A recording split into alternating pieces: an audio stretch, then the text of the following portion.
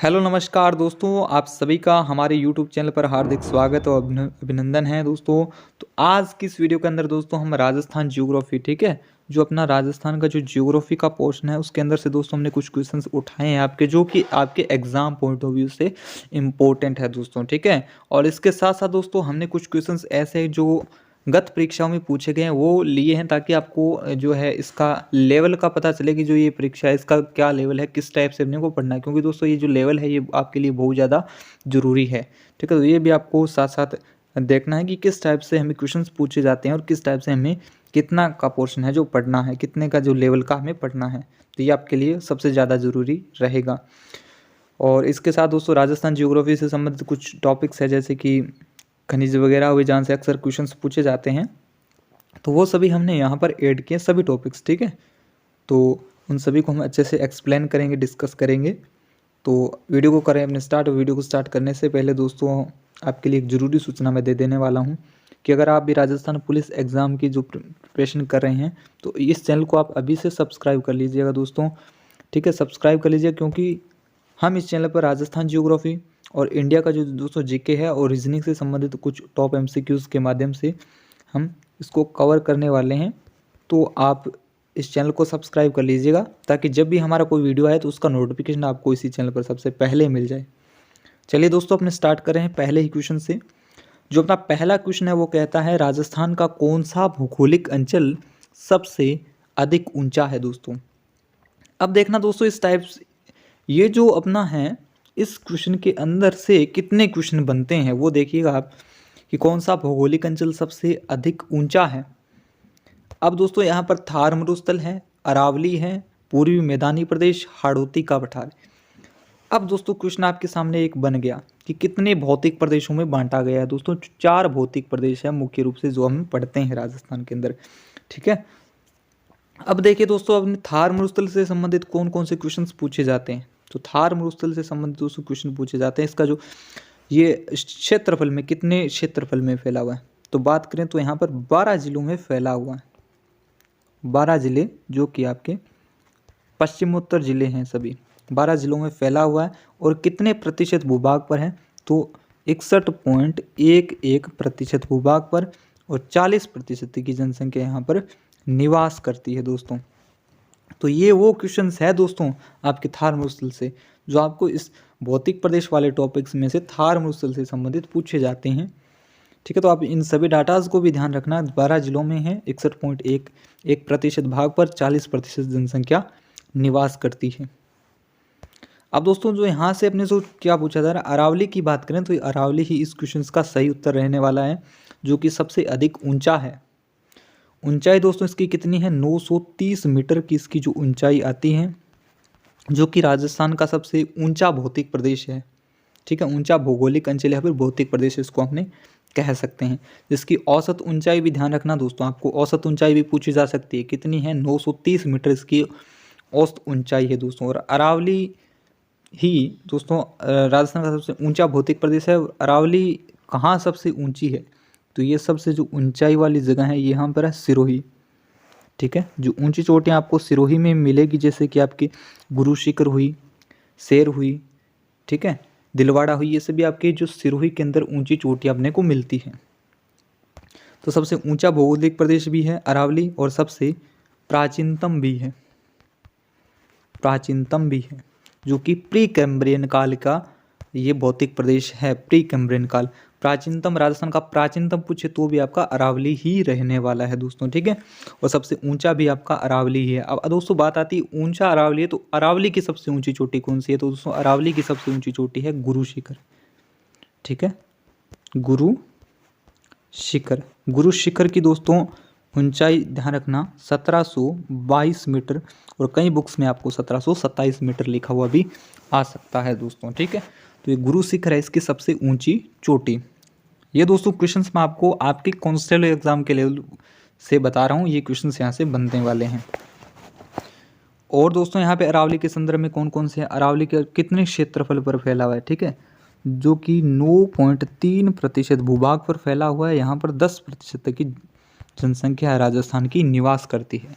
तो ये तो है इतने भूभाग में फैला हुआ है, और ये है यहाँ पर जो जनसंख्या निवास करती है उसका जो कितना प्रतिशत यहाँ पर, तो 10% अरावली प्रदेश में निवास करता है। नेक्स्ट पूर्वी मैदानी प्रदेश की बात करें तो पूर्वी मैदानी प्रदेश राजस्थान का जो मैदानी प्रदेश सर्वाधिक जनघनत्व वाला भौतिक प्रदेश है। यहाँ पर 23.6% भूभाग पर फैला हुआ है, 23.6% भूभाग पर फैला हुआ है। और यहाँ पे अप्रोक्सीमेटली जो जनसंख्या 40% की यहाँ पर निवास करती है, फिर इसको यहाँ पर 39% जनसंख्या या फिर 40%, ये है दोस्तों आंकड़ा।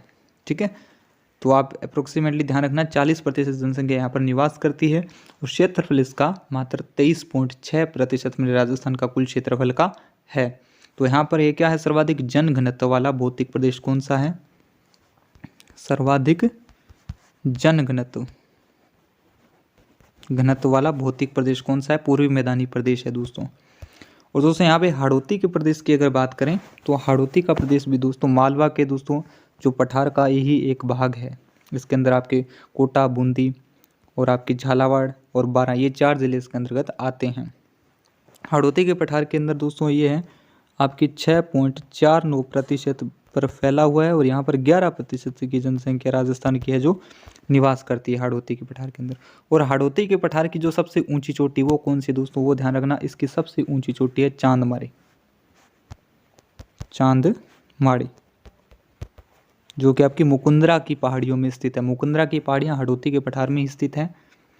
ठीक है, बूंदी की पहाड़ियाँ भी यहीं पर हैं। चांदमारी इसकी सबसे ऊंची चोटी है हाड़ौती। और दोस्तों जो नेक्स्ट क्वेश्चन है कि थार के मरुस्थल में पाए जाने वाले अर्धचंद्राकार रेत के टीलों को क्या कहा जाता है दोस्तों।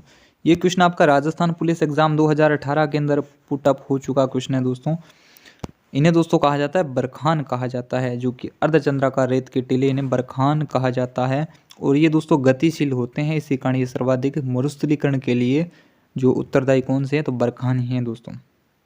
अब दोस्तों यहाँ पर प्लाया क्या है, प्लाया एक प्रकार की ऐसा झील होती है जो 2 बालुका स्तूपों के मध्य निम्न भूमि क्षेत्र से, यहाँ पर कुछ इस प्रकार से अगर 2 बालुका स्तूप है तो इनके मध्य कुछ जो झीलें बनती है, ये इन्हें कहा जाता है प्लाया झीलें।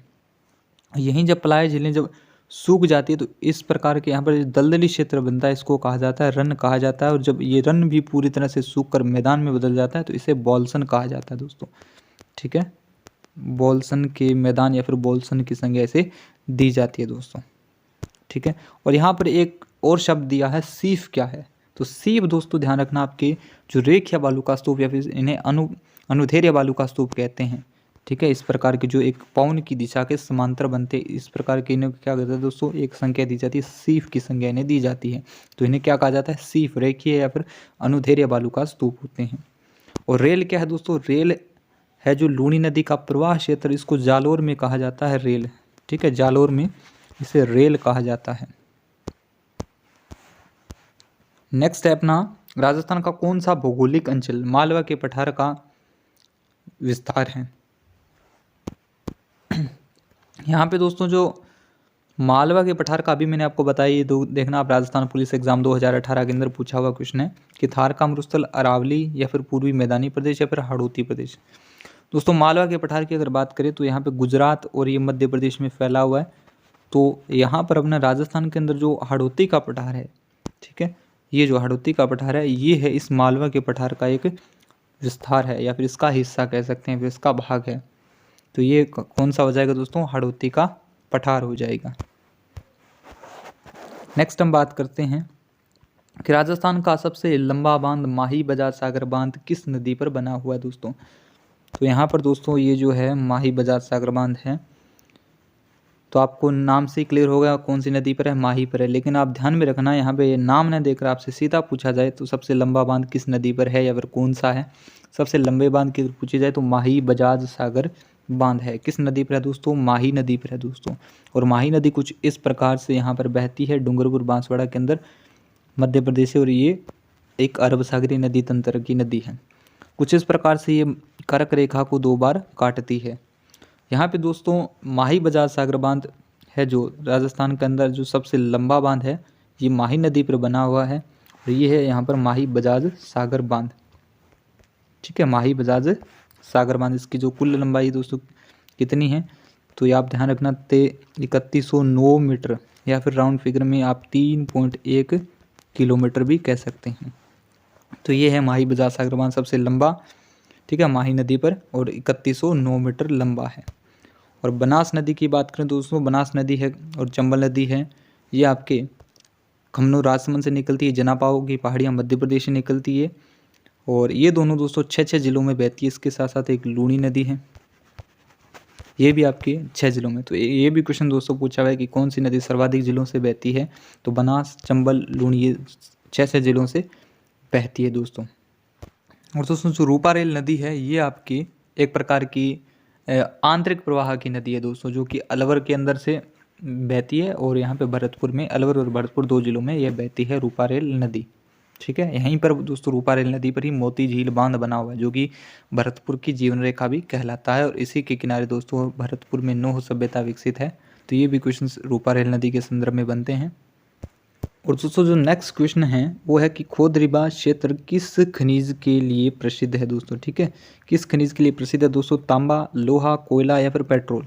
दोस्तों बात करें तो खोदरिबा है, जो कि आपके अलवर के अंदर है, ये तांबे के लिए प्रसिद्ध है दोस्तों। तांबे के लिए बिंदासर चूरू हुआ आपका, बिंदासर हुआ, और खोदरिबा अलवर का हो गया। और जो है सीकर के अंदर मीरा का नागल, मीरा का नागल, और एक है बनने वालों की ढाणी, बनने वालों की ढाणी। ये दोस्तों आपके दोनों सीकर के अंदर जो कि तांबे के लिए जाने जाते हैं दोस्तों। और एक दोस्तों भीलवाड़ा का है, जो कि है पुरबनेड़ा, पुरबनेड़ा या फिर पुरबनेरा, ये है आपके भीलवाड़ा के अंदर तांबे के लिए जाने जाते हैं दोस्तों। ये क्षेत्र है सभी ध्यान में रखना। सबसे पहले बिंदासर चूरू का, मीरा का नागल, बनने वालों की ढाणी, ये दोस्तों सीकर के अंदर तांबे के लिए जाने जाते हैं। पुरबनेड़ा भीलवाड़ा के अंदर, और खोदरिबा है अलवर के अंदर तांबे के लिए जाना जाता है। और दोस्तों एक जो फेमस है खेतड़ी, खेतड़ी भी ध्यान रखना, खेतड़ी आपके झुंझुनू के अंदर है खेतड़ी, ये भी आपके तांबे के लिए जानी जाती है दोस्तों। और लोहे की बात करें तो लोहा राजस्थान के अंदर किस किस्म का मिलता है, तो राजस्थान में हेमेटाइट किस्म का लोहा मिलता है। हेमेटाइट, हेमेटाइट किस्म का लोहा राजस्थान के अंदर मिलता है। और कहाँ कहाँ से मिलता है दोस्तों, तो लोहा अपना नीमला रायसला दूसरा के अंदर मिलता है, जयपुर के अंदर मोरिजा बानुला खान आती है, नात्रा की पाल और थुरु हुंडेर उदयपुर के अंदर आते हैं। और इसके अलावा सीकर के अंदर नीम का थाना सीकर आता है, चोमू भी दोस्तों यहाँ पर आता है। तो ये सभी लोहे के लिए है। और कोयले के अंदर दोस्तों आपके बीकानेर और बाड़मेर अग्रणी है। कोयले के अंदर पलाना की, इसकी जो फेमस खान है पलाना, जो कि एशिया की सबसे बड़ी लिग्नाइट की खान भी है दोस्तों। ये कहाँ पर है दोस्तों, बीकानेर में है, बीकानेर में, ठीक है। पलाना, बरसिंहसर, केसरदेसर, नापासर, हाड़ला, ये सभी बीकानेर के आपके कोयले की दोस्तों प्रमुख खाने हैं। और यहाँ पे पेट्रोल की बात करें दोस्तों, पेट्रोल भी आपके मुख्य रूप से बाड़मेर के अंदर है, ठीक है। बाड़मेर और आपके जैसलमेर के अंदर भी पेट्रोल के कुछ अवशेष यहाँ पर मिलते हैं। तो यहाँ पर दोस्तों पेट्रोल की अगर बात की जाए तो पेट्रोल के अंदर मंगला, मंगला हुआ, ये प्रमुख तेल के कुएं हैं दोस्तों। मंगला, भाग्यम, ऐश्वर्या, सरस्वती, कामेश्वरी, रागेश्वरी, ये सभी दोस्तों आपके बाड़मेर के अंदर तेल के प्रमुख कुएं हैं दोस्तों। इनसे सभी संबंधित क्वेश्चंस पूछा जाता है कि कौन कौन सा तेल का कुआं कहाँ पर है, तो लगभग आपके तेल के कुएं सभी बाड़मेर के अंदर है। मंगला, भाग्यम, ऐश्वर्या, कामेश्वरी, रागेश्वरी, सरस्वती, ठीक है। तो ये सभी आपके बाड़मेर के अंदर प्रसिद्ध तेल के कुएं हैं। और दोस्तों नेक्स्ट जो हमारा क्वेश्चन है कि एशिया की सबसे बड़ी लिग्नाइट की खान कहाँ स्थित है दोस्तों। एशिया की जो सबसे बड़ी लिग्नाइट की खान दोस्तों अभी मैंने आपको बताया है, उदयपुर, बाड़मेर, बीकानेर, जैसलमेर दोस्तों। लिग्नाइट की खान दोस्तों सबसे पहले बात करें, लिग्नाइट क्या है दोस्तों। लिग्नाइट एक प्रकार का कोयले का प्रकार है दोस्तों, ठीक है। लिग्नाइट कोयले के अंदर, कोयला राजस्थान के अंदर कौन से प्रकार का, लिग्नाइट कोयला ही मिलता है दोस्तों। ये भी क्वेश्चन पूछा हुआ है दोस्तों, लिग्नाइट कोयला राजस्थान के अंदर मिलता है। और अभी मैंने आपको बताया कि फेमस खान कौन सी कोयले के लिए, पलाना है, ठीक है। तो ये पलाना कहाँ पर है, बीकानेर के अंदर। तो इसका राइट आंसर हो जाएगा अपना बीकानेर। नेक्स्ट है दोस्तों यहाँ पर कि राजस्थान में लोहा, सर्वाधिक लोहा कहाँ से उत्पादित किया जाता है, ठीक है। तो दोस्तों यहाँ पर राजस्थान के अंदर जो सर्वाधिक लोहे की अगर बात की कहाँ से उत्पादित किया जाता है, उदयपुर, दौसा, जयपुर, झुंझुनू। उदयपुर के अंदर नात्रा की पाल और थुरु हुंडेर हुए, दौसा के अंदर नीमला रायसेला, और झुंझुनू के अंदर डाबला सिंगाना, जयपुर के अंदर मोरिजा बानुला, और चोमू हैं लोहे के लिए जाने जाते हैं प्रमुख खाने। दोस्तों यहाँ पर बात करें तो सर्वाधिक उत्पादन तो होता है जयपुर के अंदर। कौन सी खान आती है? तो ये है मोरिजा बानोला। ध्यान में रखना, मोरिजा बानोला। ये उत्पादन की बात है दोस्तों, ये उत्पादन की बात है, ध्यान रखना इसको, ये उत्पादन। जबकि सर्वाधिक भंडार कहाँ पर है? तो भंडार आपके उदयपुर के अंदर है, नाथरा की पाल। ठीक है, नाथरा की पाल, सर्वाधिक भंडार यहीं पर है। और जो सर्वाधिक अपने उत्पादन करते हैं जयपुर से, कौन सी खान है? मोरिजा बानोला। तो ये दोनों क्वेश्चन आप ध्यान में रखना, बड़े इंपॉर्टेंट है। और दोस्तों नेक्स्ट क्वेश्चन है कि अरब सागर, तो दोस्तों यहाँ पे अरब सागर ये है, शाखा से थार के मरुस्थल में वर्षा न होने के क्या क्या कारण हैं? महाद्वीपीयता, अरावली की दिक् स्थिति, पछुआ पवने, अरावली का वृष्टि छाया प्रदेश। दोस्तों तो यहाँ पे दोस्तों राजस्थान अपना कुछ इस प्रकार से है। अगर आप देखोगे तो यहाँ पे दोस्तों अरब सागरीय शाखा से कुछ इस प्रकार मानसून आता है, अरब सागरीय शाखा से। ठीक है, तो यहाँ पे महाद्वीपीयता मतलब समुद्र से स्थल जितना ज़्यादा दूर होगा, महाद्वीपीयता की स्थिति वहाँ पर हुई। तो बिल्कुल अपना महाद्वीपीयता तो कंडीशन है ही। महाद्वीपीयता के कारण यहाँ पे अपना वर्षा न होने पर कम होने का कारण एक प्रकार का हम कह सकते हैं कि समुद्र से दूर है। और दूसरा है कि अरावली की दिक् स्थिति। दोस्तों ये भी आपका पॉइंट सही है, अरावली की दिक् स्थिति, अरावली इसके समांतर है, तो ये इसको मानसून को, अरब सागरीय मानसून को रोक नहीं सकता। ठीक है, तो ये मानसूनी इसके सहारे सीधी चली जाती है। तो ये भी पॉइंट इसका सही है, ये भी सही है। और यहाँ पे पछुआ पवने एक प्रकार की क्या है? गर्म पवने हैं, जो कि अपने पाकिस्तान से आती है कुछ इस प्रकार। तो ये भी इसकी जो नमी को सोख लेती है, क्योंकि ये गर्म पवने होती है, इसी कारण ये वहाँ पर अपनी नमी को बनाई नहीं रखती है और वर्षा वहाँ पे कम होती है। ठीक है, या फिर होती ही नहीं है। एक पॉइंट यहाँ पे दोस्तों दे रखा है कि अरावली का वृष्टि छाया प्रदेश। दोस्तों अरावली का वृष्टि छाया प्रदेश दोस्तों नहीं है, क्योंकि दोस्तों जो अरब सागर से आने वाली है उसके लिए तो अरावली यहाँ पर है, समांतर है।